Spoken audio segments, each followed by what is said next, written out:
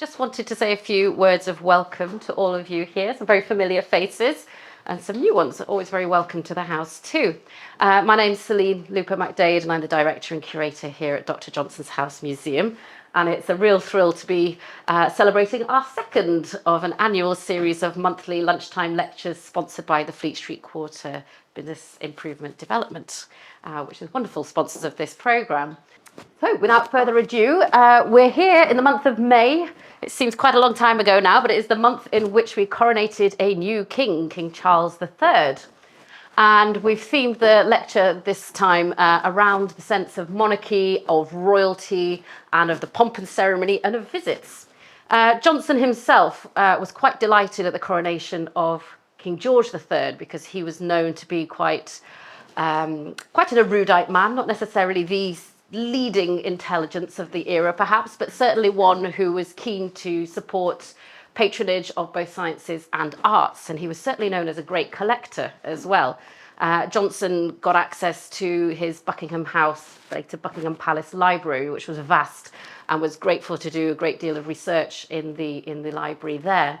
And he was once blessed by a surprise visit from King George III as well, and was delighted by it. They spent many hours in conversation, and it's a story that Johnson would regale many of his friends with many years later as well. It made a huge impression on him.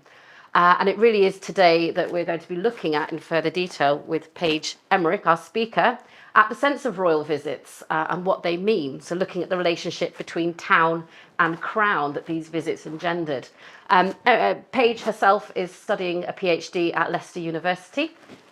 She's looking into the sense of royal visitors and royal patronage. You can explain much better yourself, and what this meant. So has spent a lot of time in regional archives, in national archives, so I'm sure has got a wealth of knowledge to share with us today. Please welcome Paige with me. Thank you for joining us today. So yeah, thank you, Celine, for a really warm welcome. And as I say, I'm at University of Leicester at the minute, so I just handed in my PhD a couple of months ago. Hopefully by next month I might actually be a doctor. So my PhD thesis has looked at the royal visits of George III and George IV, so late 18th, 19th century, looking at the practicalities, about how you stage a royal visit, sort of the logistic routes, and then particularly focusing on the people who, on the receiving end of royal visits, so whether that's individuals, the town, how they felt about having a royal visit, the preparation that went involved, sort of the collecting and souvenir culture and any lasting legacy that those royal visits had. So today I'm going to talk to you quite briefly about sort of the difference between George III and George IV, father and son, and how their royal visits sort of set the trend for what was going to come for many later years and things that we might recognise today.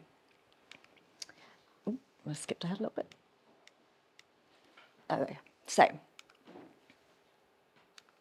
there we go. Here's George III, George IV. So, for as long as the monarchy has existed, it has been necessary for the monarch to travel. For medieval kings and queens, the need to progress the length and breadth of the country was a prerequisite to gaining and maintaining their throne. When the Tudors came to power, they transformed royal travel into sweeping, elaborate displays designed to emphasise the monarchy's political power and eminent position at the top of society.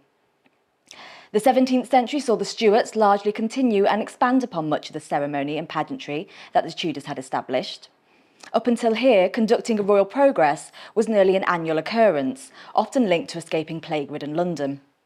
So, with the Hanoverian accession in 1714, such visits largely fell out of favour. Rather than travelling around their newly inherited kingdom in an attempt to assimilate themselves into British culture and to get to know their new subjects, both George I and George II much preferred to frequently travel back to their native Hanover. So after an absence of royal travel for nearly half a century, with his accession in 1760, George III, therefore, had the opportunity to re-establish and remodel the format and protocol of royal visits for a new generation of royalty, courtiers and society. Admittedly, it would be some years into his reign before he would start this process, as he was somewhat preoccupied in the early years with raising an ever-growing family with his new bride, Charlotte of Mecklenburg-Strelitz. Political crises at home and abroad, not least ministerial instability and a stumbling economy, the American Revolutionary War, and the fallout from the French Revolution similarly demanded his attention. But after a slow start, George III started to embrace travel from the late 1770s, undertaking it with greater frequency in the following decades. But George III has long suffered with the association with two episodes in his reign that have dominated above all others. To modern audiences, George has simply been categorised as the Mad King due to his several bouts of mental illness throughout his reign, or else as the king who lost America. To American audiences, he has gone down in history as a tyrant who blocked the way to independence. Such tropes have been all the harder to dismantle within the broader public consciousness due to recent retellings of historical events and George's life through popular culture mediums of theatre and film. Entertaining though they may be, Alan Bennett's The Madness of King George III and Lin-Manuel Miranda's musical Hamilton only add to the often repeated clichés about George III. Confirming the axiom that every Hanoverian king disliked his son, George III and George IV endured a strained relationship, and consequently George IV actively strove to be different from his father in nearly every way. With his long tenure as Prince of Wales, George IV spent his time in search for pleasure and entertainment amongst his friends and mistresses at the theatre and racecourses, fighting for a military role and trying to gain monarchical powers during the Regency crises. Due to these personal traits and behaviours, George IV has also not gone down well in the public consciousness by being repeatedly characterised as a playboy king-in-waiting and inept monarch. Within popular culture, he has been lampooned as the dim-witted fop in Blackadder III, or merely reduced to the fat one in Horrible History's retelling of the Hanoverians. George IV's cultural and artistic patronage, however, was one of the redeeming features of his personality and reign, and has consequently attracted considerable attention. Moreover, George IV's royal tours would also shape how contemporary audiences understood him. He would go on to expand upon his father's visits by travelling more frequently across greater distances, as well as later introducing the state visit. In doing so, he added his own personal touches to the way in which these occasions were conducted, and which heavily contrasted to George III's style.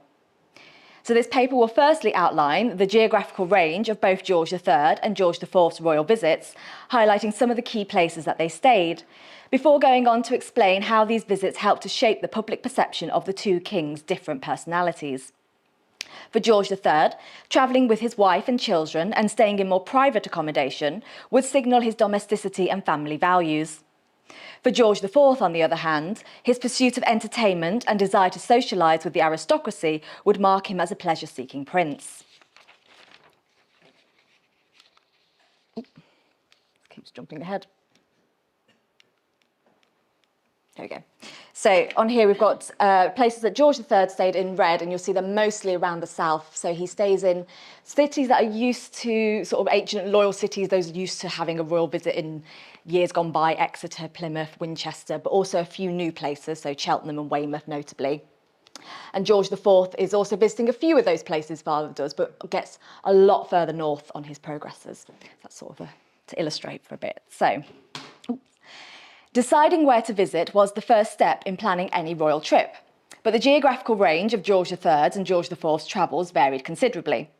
Despite a long-lasting fascination with British geography and topography that is evident from his extensive map and print collection, nowadays held in the British Library, the scope of George III's travel was limited.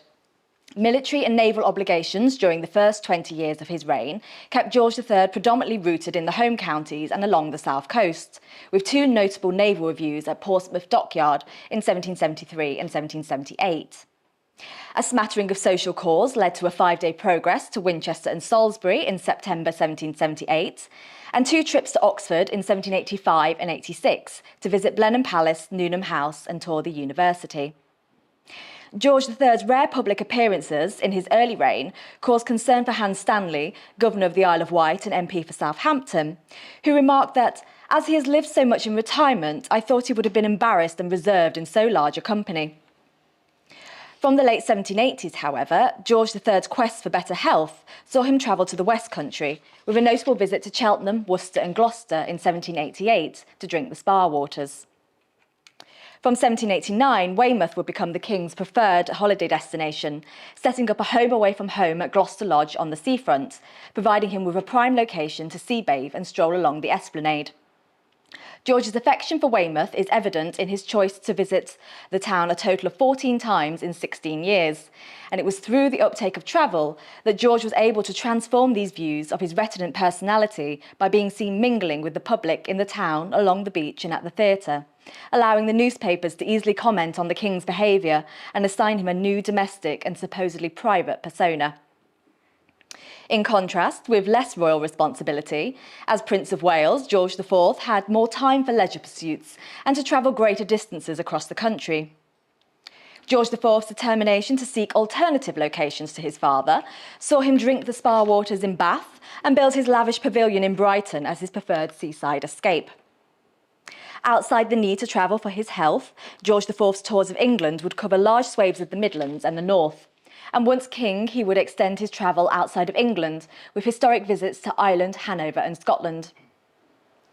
Once the purpose and location of the visit was settled upon, the next challenge was to arrange how to get there. It might be expected that the transport would be overseen by the royal household, who had traditionally been responsible for planning royal visits. Memoranda in George III's handwriting, however, suggest that this was something he personally oversaw.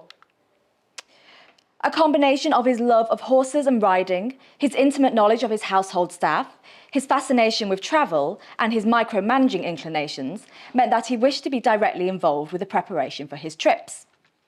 Notes for some of his earlier visits to Portsmouth in 1773 and Cheltenham in 1788, shown here, show George working out the dates for and the route for the journey, the distance between milestone markers, how long each leg would take to travel, and which servants and horses to send out ahead of his departure from Windsor. An equally detailed account of horses, carriages and servants required for the 1778 trip to Portsmouth also exists within the King's correspondence in the Royal Archives, in an unidentified handwriting, but further suggests that George was signing off these procedures before the visit could go ahead.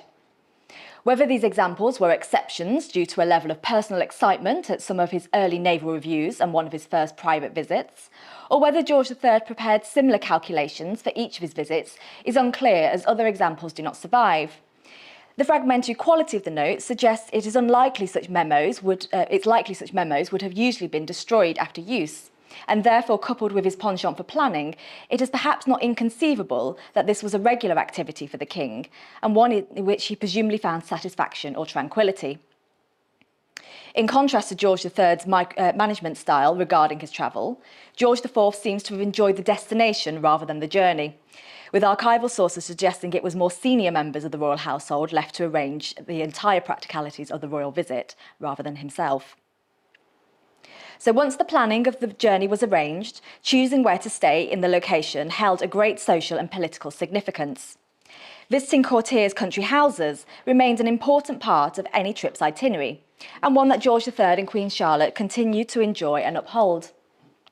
However, with his general shift to more domestic and private style of visit, George III shortened the length of time that the royal party stayed in these country houses. Rather than staying for an extended period of several days or even weeks, as was customary in the Tudor or Stuart progresses, the royal family tended to pay a day visit to their aristocratic friends, to tour their estate and have dinner, and then return to their own lodgings within the neighbourhood. On the few occasions where George III and his family took an extended trip to a country house, it was because the house was already vacated to allow for relative privacy. For example, the Earl Falconberg offered his empty lodge in Cheltenham for the King's recovery in the summer of 1788. And in the following year, the royal party resided at Saltram House in Plymouth for nearly a fortnight, as its owner Lord Boringdon had died the previous year. If an overnight visit was required, they would normally only stay for 1 or 2 nights to break up the journey to the next location, as was the case with Longleat House and Tottenham Park in Wiltshire on the return journey to Windsor in 1789. These shorter visits to country houses meant that George III and Charlotte could still fulfil the ideal of a polite couple and indulge in their personal interests in the arts and sciences by viewing other people's collections, but without burdening their hosts economically or socially for a prolonged period.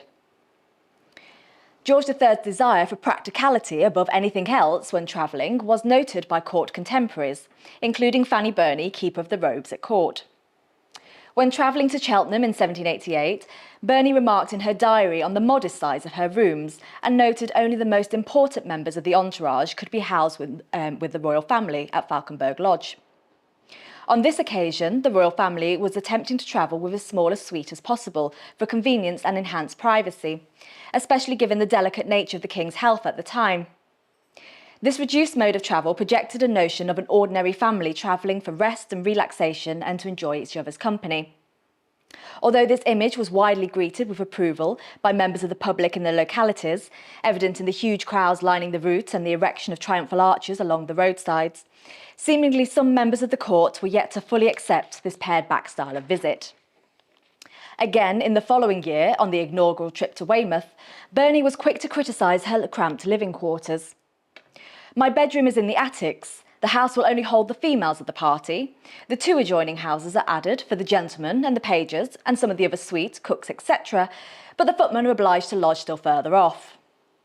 The houses in question were obviously not designed to accommodate an extensive household, but nonetheless, George III made his choices based upon location and accessibility to the amenities he needed, such as the sea and the esplanade, rather than the suitability for his courtiers. The constraints on the household continued during the royal family's annual visits to Weymouth, where in 1794, George III was similarly concerned with the accommodation details, as he noted the number of rooms required for him, Queen Charlotte and his daughters. George appeared not only to limit the number of bedrooms to be used, but also to curb the number of servants to be taken down to the coasts with them, requiring his 4 daughters to share between them 2 rooms and 2 servants. Such choices contributed to the image of the royal household, and with it George III's kingship, as one of necessity and frugality rather than splendour and excess. George III's preference for travelling in a small family unit in pursuit of privacy was further discernible through his unwillingness to entertain large parties or maintain regular court routines when away, such as levees and drawing rooms. This uncertainty over how to prepare the accommodation according to the king's wishes was also evident in the correspondence of the servants of the houses that George rented. During the unexpectedly prolonged stay at Saltram House in Plymouth in 1789, John Lee, a gentleman of Exeter and friend of the Parker family of Saltram, issued several letters in quick succession to Frederick Fitz Robinson, the brother-in-law of the recently deceased Lord Boringdon, to secure the most accurate advice for preparing Saltram ahead of the royal family's arrival. These letters highlight how quickly the plans for the route and scheduled events shifted even after the royal party had set off, but they also underlined George's desire for privacy and domesticity. The wine order had to be cancelled as there was no occasion for entertaining. Merely a daily bottle of port was required for the king. And likewise, the venison order was reduced, with guidance being sought for what should be done with the remainders. No public levee was to be held, and regardless of their rank, those persons who were requested to meet the king at Saltram were rejected, except for the lucky few permitted to talk to him on the steps or before the house. After complying with the public events in Exeter, with tours of the cathedral and loyal addresses from the corporation, George III was seeking a heightened level of privacy. The extension what was supposed to be a few nights' stay at Saltram into a nearly fortnight retreat demonstrates that when George III found the means of securing solitude away from his kingly duties, he clung to it. George was attempting the near impossible task of separating the official and private roles of kingship on his travels, but as an accidental consequence, his retreat into privacy advocated domesticity as his signature style of kingship to a wider provincial audience. So in reaction against his parents' example of frugality when travelling, George IV preferred to lodge in much grander comfort than small empty townhouses, and sought the companionship and entertainment wherever he went. George IV's prolonged status as prince, rather than reigning monarch, meant that he had more time available to travel and could move more easily further away from the seat of power in Windsor and London, as he was not required to be constantly on hand for parliamentary issues. Improvements in transport infrastructure, such as smoother travel due to turnpike roads, decreased journey times and better vehicles and horses, also meant that George IV could afford to travel merely for the enjoyment of it. In contrast to his father's more private style of travel, George IV was, in effect, reverting back to a more typical Tudor or Stuart style of progress by slowly touring his way through the counties on a strategic route to reside at his aristocratic friends' houses. Invitations to parties gave George IV a purpose to travel. Despite her fear that such an invitation might be improper, Mary Isabella, the Dowager Duchess of Rutland, invited George IV to her son's 21st birthday party on the 4th of January 1799 at Belvoir Castle near Grantham. In order to help him make up his mind regarding whether to accept the invitation, the Dowager Duchess sent a list of persons expected to attend, advised him to arrive a day or two in advance due to the bad weather and poor quality of roads around the castle, and warned him of the need to dine at 5 o'clock due to the early winter's night. The physical condition of the castle was such a concern to both the Dowager Duchess and her son that they both felt the need to separately inform George of the dreadful dilapidated state of the old castle and the apartments and the rotting state of this old pile, in the hope it would not prevent him from coming.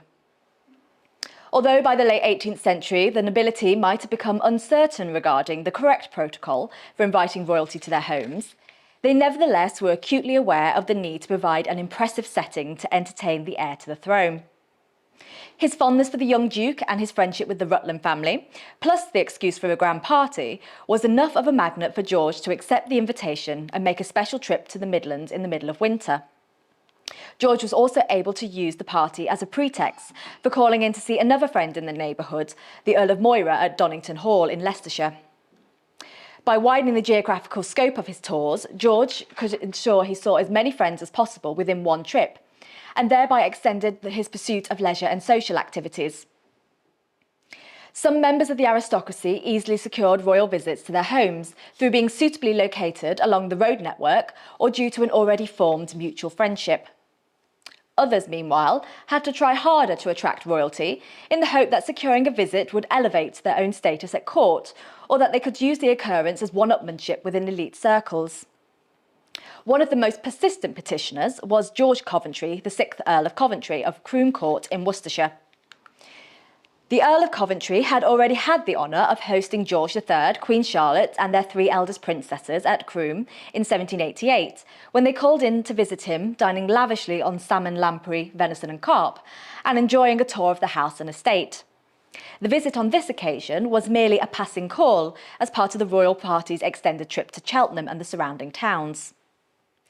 Despite hosting the King in 1788, the Earl of Coventry was not content with a single royal visit and continued to chase the Prince of Wales to pay him a visit too. A letter sent to the Earl of Coventry by the Prince of Wales Equerry, Sir Benjamin Bloomfield, on the 6th of July 1800, stated that George would have very great pleasure in making a visit at Croom, should his tour take that direction. George's habit of conducting wider tours of the Midlands and the north of England and residing at local country houses for convenient accommodation was already well established by the turn of the century. As a previous Lord of the Bedchamber to George III, the Earl of Coventry was clearly favoured by the monarch and was hoping to also obtain the favour of the Prince of Wales to extend his royal privilege to the next generation.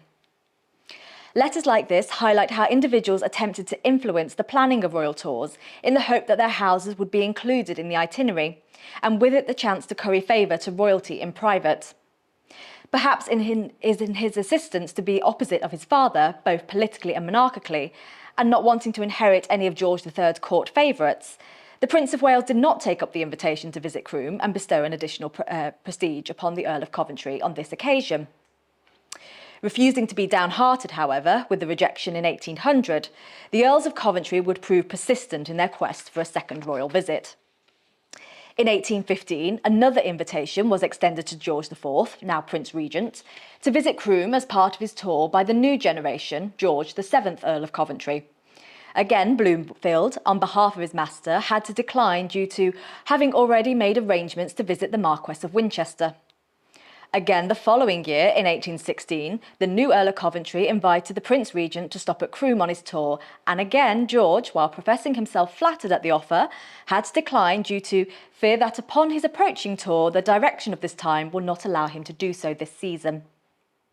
These repeated invitations extended by the Earl of Coventry provide a clear indication that the increased status attached to hosting royalty, which the Earl continually desperately chased. George IV's personal approach, as well as his well-known penchant for parties and socialising amongst court circles, meant that the aristocracy felt they could petition him directly to offer up their homes. If successful, the host in question would be able to secure royal favour and in turn would open opportunities for increased social status and patronage, both in political and court circles. By targeting George IV when still prince with these invitations, it was hoped this would build up an enduring relationship that would prove useful in later years when he finally succeeded as king. George IV's preferences for staying with the nobility when touring allowed him the valuable opportunity to develop his court circle and effectively establish an opposition court to his father, something that was particularly pertinent with the Regency crises and George III's fragile health. This style of travel directly contrasted with George III's approach, whereby he brought with him a small, loyal court, and instead it was up to the more proactive members of the nobility to acquire their lodgings in the relevant neighbourhood if they hoped to achieve a chance informal encounter with their sovereign. So in conclusion, George III's preference for less spacious accommodation with as few courtiers as possible indicated a domestic approach to kingship, stemming from a more subdued lifestyle, a desire to spend time with his wife and children, and a wish for greater privacy when travelling. Rather than being a conscious strategic manoeuvre to promote his taste for domesticity, evidence of George's input when planning his visits indicate that the decision-making stemmed from personal inclinations and his logical approach to travel. This level of personal organisation indicated that George was basing his decisions upon medical advice and that of his friends with no local knowledge of the amenities.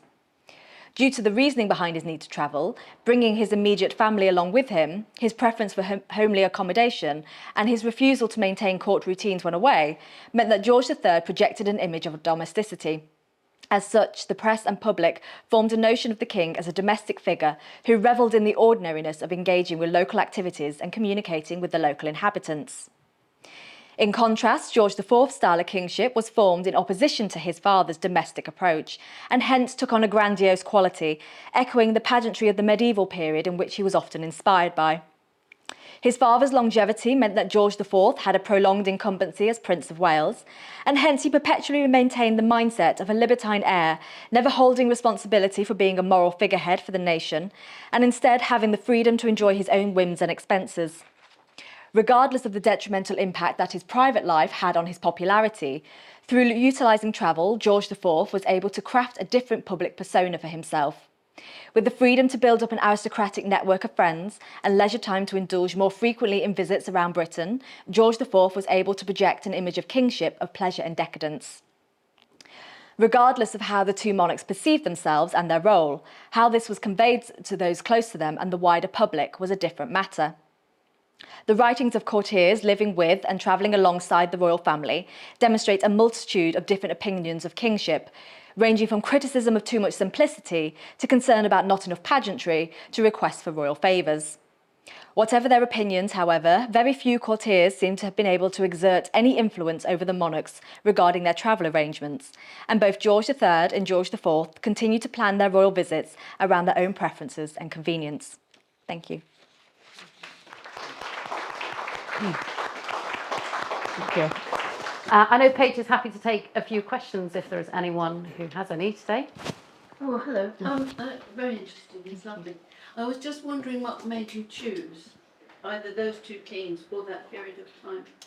That's a really good question. I think it's something I've always been, in that period has always been interesting. So, and it sort of stemmed from my academic research all the way throughout. So for my undergrad, I looked at queenship in the late 18th century. So I looked at Queen Charlotte, Queen Caroline, George IV's wife, and Queen Adelaide, so William IV's wife, and compared how they were sort of projecting themselves as queenship and their private and public personas. And then from there, I moved on to royal funerals.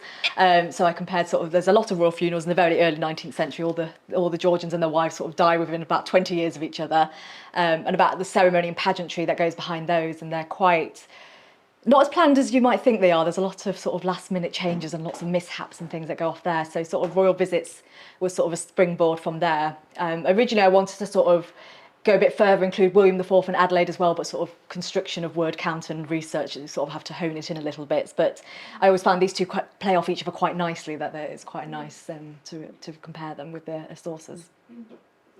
Thank you. Oh, yeah. Well, thanks very much. Fascinating talk. Of course, royal visits weren't new. Going right back to Tudor times, Yeah. and probably before Yeah. then. Henry VII used to land up on Barons' castles and places with his whole vast entourage, and they jolly well had to accept he would be there, and if he didn't, he would go there, and if he didn't go there, deadly insult, and they were practically bankrupted when this vast entourage turned up and would stay several days or weeks there, and of course the king got his way, you know. Yeah. Yeah, I think that's why, particularly this period, there's been such a long gap. So I sort of touched on it at the start. So George I and II don't do any royal visits around Britain. So by the time George III gets to the throne, and he's a bit slow starting, so it's not really to the 1780s, but you've had half a century or more without royal visits happening. The public haven't seen the face of their monarch very much, so it's a chance to re-establish how that protocol is happening, and I think George III takes his own approach with it, but George IV is definitely sort of echoing that more medieval style of going to Torham and looking at it, and the rest of the thesis does look at sort of a few individuals who have bestowed a visit and they're planning with 3 weeks or less notice and they're racking up tens of thousands of pounds debt, they're redecorating the house, they're calling in favours and bringing the cockery from other people, so and servants, there's just not enough to go around, so it's quite... the sources that survive for those are very hit and miss. So you find a really nice example, and then it's quite hard to do a comparative across everywhere they stayed. But yeah, the late George IV is definitely echoing that more medieval style. Just as a follow-up, one question I had whilst listening to you was the frugality and the privacy that George III enjoyed. Did that cause any offence to those who expected him to stay more than a day? Did they see it as a social, cut in their status, or were they just delighted to have him and perhaps not the great expense as well? I think probably the latter. I think even though he's not staying with their houses, he's still in the vicinity, so people are still seeing him. He's out and about, and he's all going to the theatre, so they are still getting to mingle with the king. They're just not having to put up with him and the expense of it. So there's still a bit of, he doesn't escape court routines entirely, but he's definitely trying to shed off as much as he can. I mean, he's still writing notes to the government while he's down in Weymouth. He calls the Privy Council down to the seaside at one point to sort out a crisis rather than go back to Windsor. So yeah, you sort of get that blend, and it's quite hard to disentangle. I think George is trying his hardest to go, I'm on holiday almost, let's not blur it if I can. Oh, very good. Sheila, I think you had a question then. Yeah, I was just wondering that you talked in one instance about the salmon and the lamprey and all of that, but you didn't talk, on all these visits, presumably there was a lot of eating going on. And are there records of that? Do you know, were the local families cooks providing local food, or was the monarchs bringing their own people with them? A bit of both. It's not. I think the problem is it's never a set thing. They're all doing bits. So George III does bring some of his own servants down. I think particularly when he goes to Portsmouth, more of a naval review than a sort of a holiday visit. He's bringing some of his servants, but they're also requesting. There's a note saying you need to go to the local town and get as many wine glasses as possible because we're not bringing them from the court. As for local families, there's definitely some menus that exist. They're trying to feed off the land, but there's also lots where they're importing food. They're borrowing servants from all the neighbouring households if they're having to put on a banquet. I know Liverpool has a visit where George IV stays, sort of as a civic visit, and there's in the town memoranda or the minutes, the two cooks have a fight and they sack one of the cooks. So then someone is sent down to London to go and find a new cook. And while you're there, can you go to Rundle's and Bridges and Rundle's and get a gold box? And can you get all these ingredients? And I think the thing that always surprises me is how quick a notice they're having to do this. These aren't planned months and months in advance. It's 3 weeks or less normally. So it is often more of a scrabbling around and you're trying to make the best of the situation you've got than all the time you would have liked to have planned for a royal visit. Oh, amazing. Yes. I was going to ask the same question, but what it sort of led me to wonder whether they actually had core cookbooks that they noted the recipes in that the monarchs liked and sort of kept those as... I've not found it. There's definitely one example I know for George IV that he has quite a few of his menu books, and I think for the state visits in Ireland and Edinburgh and potentially Hanover as well, that does have the menus, and it has all the food for servants as well, who's dining in sort of the main room and then who's getting fed elsewhere. What they record the recipes? Not necessarily the recipes, more just what's on the table. I found sort of what's being served on an evening, then how they made it. Yeah. Can I just ask, what happened when George IV was regent, and his father was obviously too ill to actually do the job of being king? Were there royal visits there? Yeah, so he is that's sort of a period he sort of particularly takes up. So from sort of the 1790s, 1800s, and then the 18 teens, George IV's doing almost annual those progresses, particularly into the Midlands, North and Yorkshire, around those time. And he has a big visit in 1814 with the Allied sovereigns come over. So he's effectively acting as monarch at that point. So And afterwards, obviously, it's the period of wartime yeah, and the deprivation Yeah. because of the war. I mean, he was obviously incredibly unpopular. Mm. Wasn't yeah. he? So how did he get on with all that then? Did he just I think with him, what George IV's quite interesting is, and I think the contrast, so George III is trying to be private, but in the way he's doing it, he's quite public about his privacy. He's mingling with the people, so people see him, the newspapers report it, so his privacy becomes public. George IV does the opposite. He has this quite public, exuberant persona, but when he travels, he stays private. So when he's staying in these country houses, he's not being seen by the public. The newspaper articles are really scant, trying to trace his steps. It's very just a quick, he's going to be in Oxford this week, then he's going to Yorkshire. Whereas George III, his is very much, he was seen mingling and the princess was wearing this dress and he had a conversation with this and then he was in church. George IV is a lot harder. His wife was like, and his daughter, they were like sort of public heroines. Everyone loved Yeah. them and they hated him. Yeah. I thought it was probably quite difficult for him to Yeah, I think in public. I think there's always still a thing of seeing royalty is always quite an excited. So even those who don't necessarily approve of the monarchy or dislike it still turn out to see them because they want to see that once in a lifetime event. But yeah, his popularity sort of suffered, and I think he's not really one for public duties. He sort of does the bare minimum where he has to. He sort of turns up, waves, has a quick dinner or a quick speech, and goes back again. So yeah, he's sort of curbing how much he's out. But he travels a lot more. It's just not as publicly known as his father. That's an interesting contrast, actually. Yeah. Sort of the public versus private and the persona.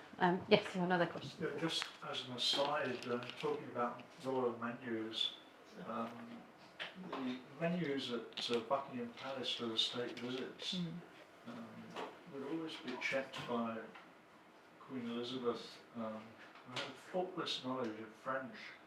Menus would all be in French just before when all the tables were set up and the menus were out.